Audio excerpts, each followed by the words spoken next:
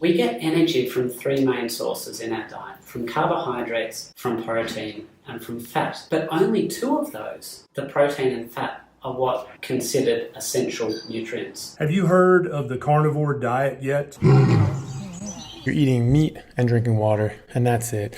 You can salt to taste. Eat fatty meat. Fat's very important. You can eat organs if you want, but you don't have to. Yes! Hell yeah! The lowest level of carbohydrate intake that is consistent with good health is exactly 0. Nothing, nada, zip. And if you think that most regular people, most normal people out there are predominating carbohydrates in their diet. No plants, no sugar, nothing artificial. And that goes for sauces, seasonings, and drinks as well. Your body does need sugar in the form of glucose for whatever reason. It can actually make it through a process called gluconeogenesis. Hello. There is absolutely no need to ingest carbohydrates to be in good health. Lots of people believe that gluconeogenesis is taxing the body when it's there for a reason.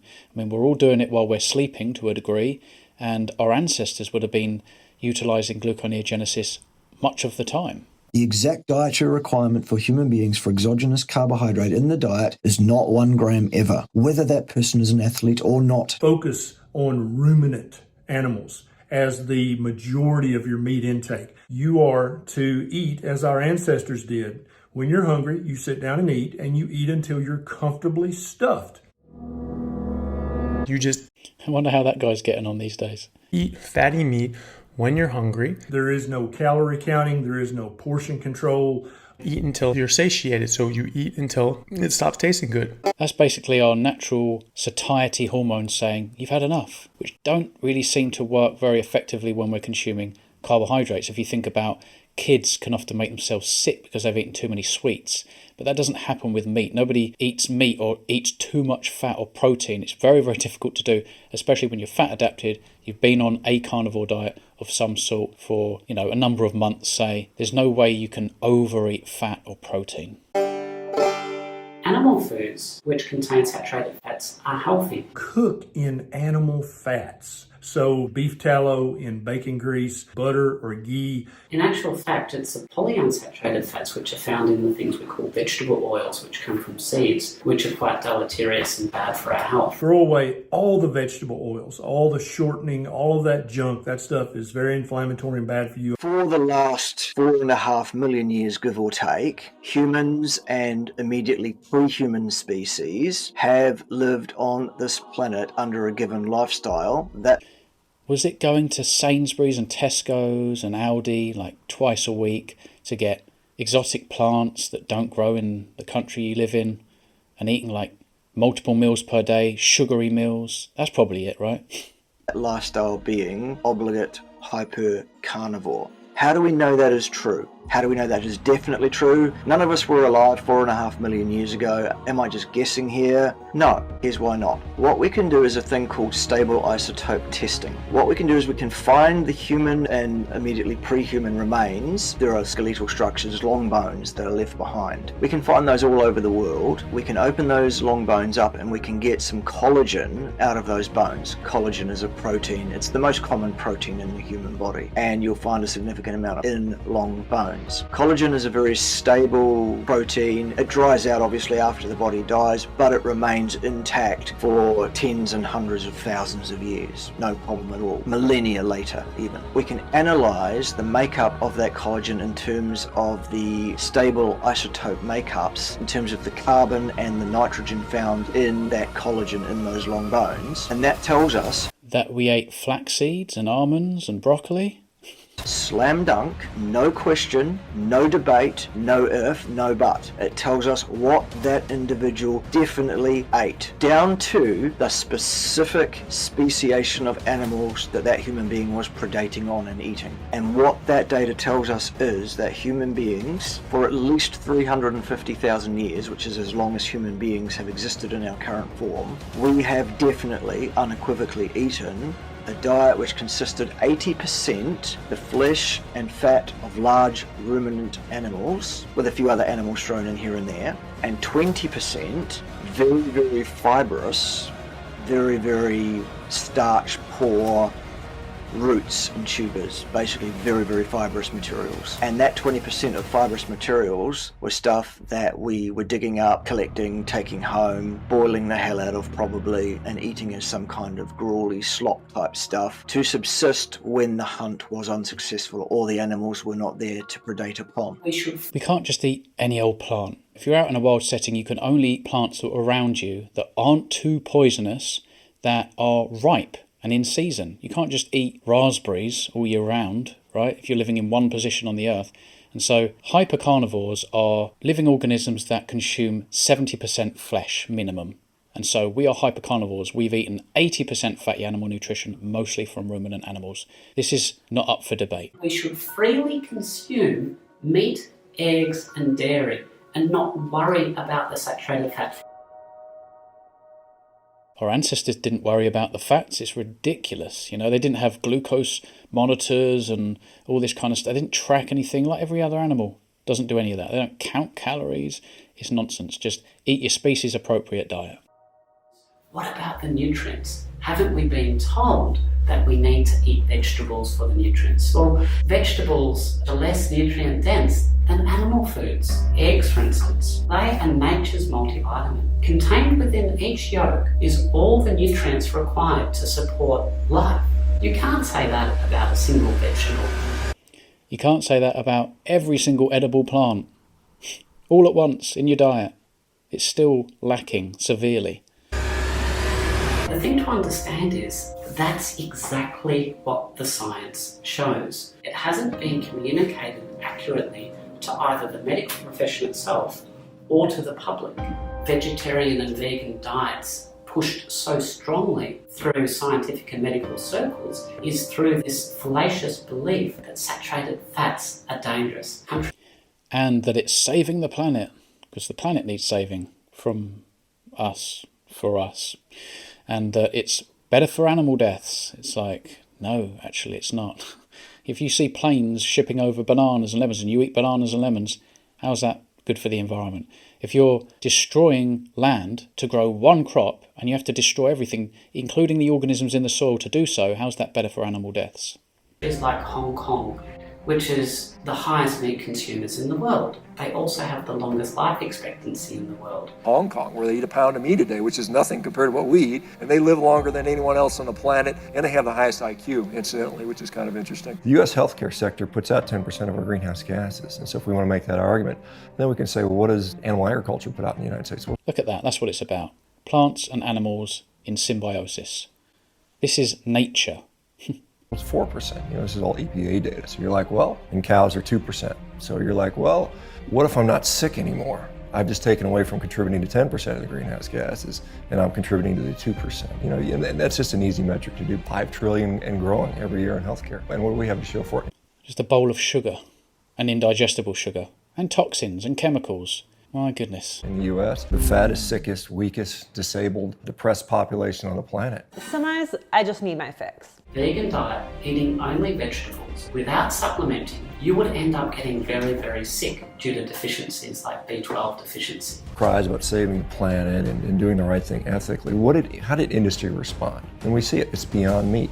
It's the Impossible Burger. Well, what is it? That's just more chemical processed garbage. And I know Neil Bernard was on here saying, well, it's perfect. Look at the ingredients. I mean, it's literally garbage for us. How can anybody listen to Neil Bernard if he's saying that, oh, it's perfect, it's great? It's like credibility's gone out the window immediately. Who still listens to that guy? So I would ask, is a diet that you have to supplement on to stay alive, is that really nutritionally optimal? No.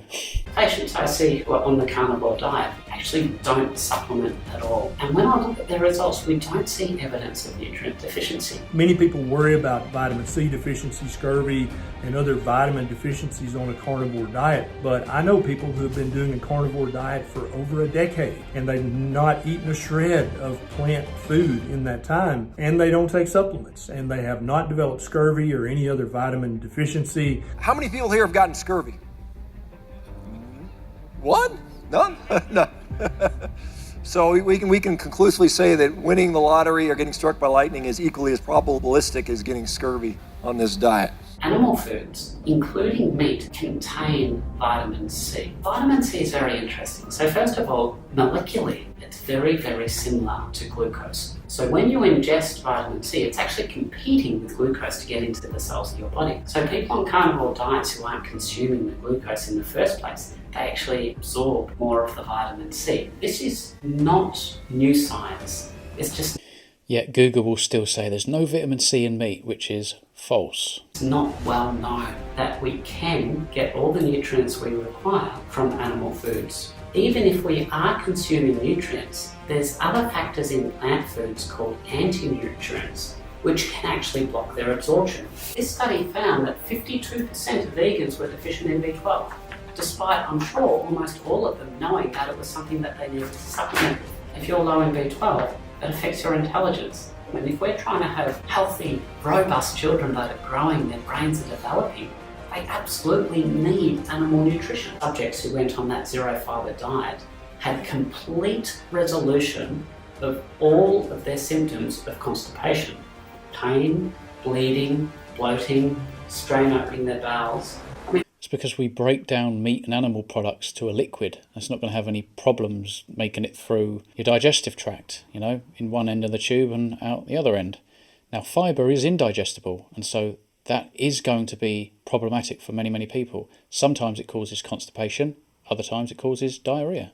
That's really like adding extra cars to a traffic jam and thinking that somehow those extra cars are going to clear the traffic jam. It's just going to make the jam worse. One only ever has to change the nappy of a breastfed infant to know that you don't need to consume fibre to open your bowels. Oh, God! Some people notice some of the benefits of a carnivore diet almost immediately, within days. Other benefits take weeks, if not months. I guess I do feel kind of better, so I believe I was having the placebo effect. The amazing transformations in both health and weight loss that people experience when they give it a try. So I would encourage you to do at least a 30-day carnivore challenge, if not a 60 or 90-day, depending on what health or weight issues you have.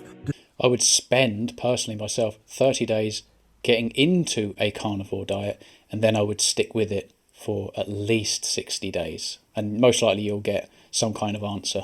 Do not be afraid of salt. Salt to taste. If your meat is not salty enough, add more salt.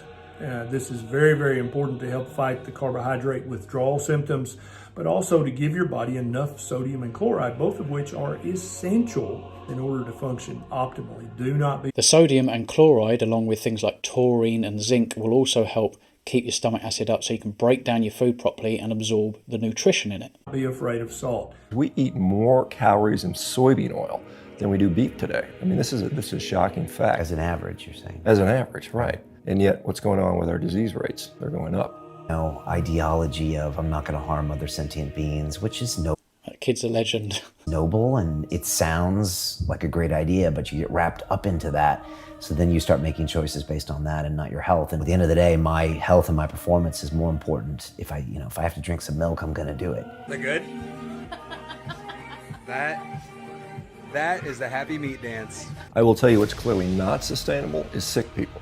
Greenhouse gas, which is sort of a hot topic right now. Cowspiracy went deep into that, right? Yeah, and they had some They went deep into it, with the propaganda. really weird numbers from the World Resource Institute. That's been totally debunked. You didn't buy the CO2 or the methane numbers. Well, the cows breathing CO2 out was a greenhouse gas pollutant. That's been completely dismissed. But you're on this carnivore diet now. All of the motivation for this has been my experience with my daughter, because she has an unbelievably serious autoimmune disease. It's arthritis, but there's way more to it than that. But Jordan Peterson was the guy who shed light on the carnivore diet for me, but at the time I just thought, oh, poor fella, and I wasn't suffering too severely. But it was his daughter Michaela that actually inspired me to take the leap of faith and try it for real, and that's obviously changed everything for me. I just started out thinking it was a 30-day challenge, and now it's been 2 years and nearly 9 months. the arthritis was the major set of symptoms. She had 40 affected joints, her hip replaced and her ankle replaced when she was 15 and 16, and so she basically hobbled around on 2 broken legs for 2 years in extreme agony And that was just a tiny fraction of the whole set of problems. And she was also seriously depressed, like severely depressed, way worse than you think. She couldn't stay awake for more than about 6 hours without taking Ritalin, and she was dying. I had a cousin, my cousin's daughter, she died when she was 30 from an associated autoimmune condition. So there's a fair bit of this in our family. It was bloody bleak, I'll tell you. And my wife always had a suspicion that this was dietary related. If you have autoimmunity, a carnivore diet is absolutely the best way to go. If you're a human, a carnivore diet is the best way to go, but particularly for autoimmune sufferers, because you want to seal your gut. She's doing so well now, it is absolutely beyond comprehension. She's very trim. She had a baby, but she's very trim. She's down to about 118 pounds. She's about 5'6". She's just glowing with health. All of her autoimmune symptoms are gone. All of them. One of the things that happened is she started to wake up in the morning. She started to be able to stay awake all day. And when you're only staying awake for 6 hours with Ritalin, staying awake all day, that's like having a life. And so a whole bunch of things improved. Then her depression went away. Well, one of the things Michaela told me was she thought, well, what's it like to be depressed? Well, imagine you have a dog and you really love the dog, and then the dog dies. And then about 3 years ago, our dog died. That was Michaela's dog, and she really liked that dog. And she said, that was bad, but it's nowhere near as bad as being depressed. Anyway. I think, well, time heals, doesn't it, for a lot of things? And that's one of them. But if you're depressed, time doesn't really heal. You know, if anything, you can go deeper and deeper. Anyways, her depression went away. All these symptoms went away, and like radically. She started to add things back and take them away, and sometimes when she added things, the results were devastating. She was like done for a month. She ate the wrong thing, done for a month. She figured out that she could only eat beef. 2 years ago, she said, Dad, you have to try this diet because you have a lot of the same symptoms as me. I went on a really low carb diet. I had gastric reflux disorder, and I was snoring quite a lot. I stopped snoring the first week. I started waking up in the mornings. I'd never been able to wake up in the mornings my whole life. I always had to stumble to the shower. And so all of a sudden I woke up and it was like, oh, look at that, I'm awake in the morning. So many people say this. I actually haven't come across a carnivore that wakes up in the morning and doesn't feel like they're clear-headed and just ready to go. That's evidence to me that there isn't inflammation there like there was on the previous diet. And I'm clear-headed and things aren't gloomy and horrible. It's like, well, isn't that weird? Then I lost 7 pounds the first month. 7 pounds, that's a lot in a month. And I'd already gone for a whole year on a sugar-free diet and I didn't lose any weight. Then I lost 7 pounds the next month. Then I lost 7 pounds the next month. I lost 7 pounds every month for 7 months. It's like I'd throw away all my clothes. And my psoriasis disappeared. And I had floaters in my right eye and they cleared up. The last thing that went away for me, I was still having a bitch of a time with mood regulation. And that sucked because when I changed my diet, I didn't respond to antidepressants properly anymore. They weren't working. Quit eating green. A lot of people think, oh, the carnivore diet did this. You actually need to manage the dosage of certain medications you're taking. And so that's very different from, oh, he went carnivore and then he had all these problems. It's like, no, everything got better. He just had to manage his medications properly. Greens. And I thought, oh, really? Jesus, Michaela, I'm eating cucumbers, lettuce, broccoli, chicken, and beef. It's like I have to cut out the goddamn greens? Try it for a month. Okay. Within a week, I was 25% less anxious in the morning. Within 2 weeks, 75%. And I've been better every single day. I'm better now probably than I've ever been in my life. And I haven't been taking antidepressants for a whole year. And I've actually gained musculature. I can sleep. And then you have people saying he's going to kill himself on this diet. What, the diet that resolved all his problems is going to kill him. The diet that has served him best is bad for him. Eating appropriately is bad. How do you even make that make sense? But so many people are like, oh, it's ridiculous, you know, oh, he's a dietitian now. It's like, no, he's not saying he's a dietitian. He's not saying he's an expert. He's just telling you what happened when he switched from this to this. You know, no issues. Nope, not anymore. No medications. Nope, not anymore. Oh, but it's going to kill you.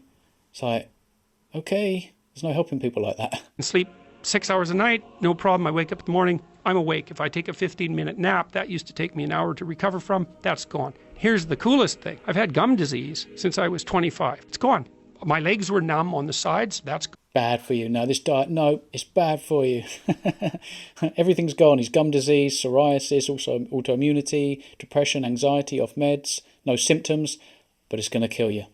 I mean, think about it. Gone. I'm certainly intellectually at my best at the moment, which is a great relief, especially doing this tour. Depression is gone. I'm stronger. I can swim better. Do you take any vitamins?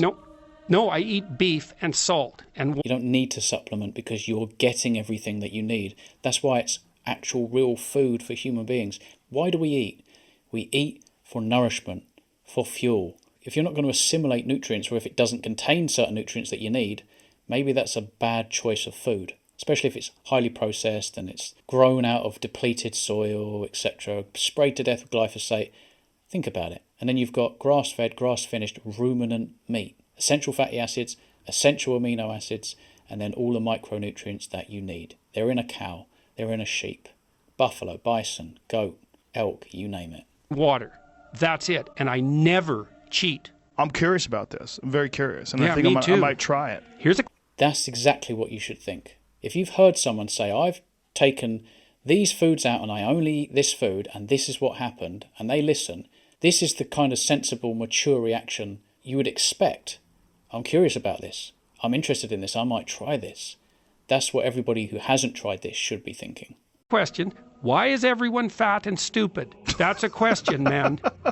Because it's new. And he keeps his poker faces like, I'm serious. Is it? Yes, it is. It's new. And it's not sedentary lifestyle. What's wrong is that we're eating way too many carbohydrates. I'm Dr. Ken Berry, a family physician with 20 years of clinical experience and over a year and a half of experience with the carnivore diets. I'm a sports and exercise medicine physician, so basically... That's some years ago now. He's got a lot more experience than that. I'll stop the video here because this is just wrapping things up, basically. And really, we're talking about eating a species-appropriate diet for human beings. If you're going to eat plants, eat them local, seasonal, and ripe. And you'll see how very little plant materials you have in your diet because they're not growing in abundance locally.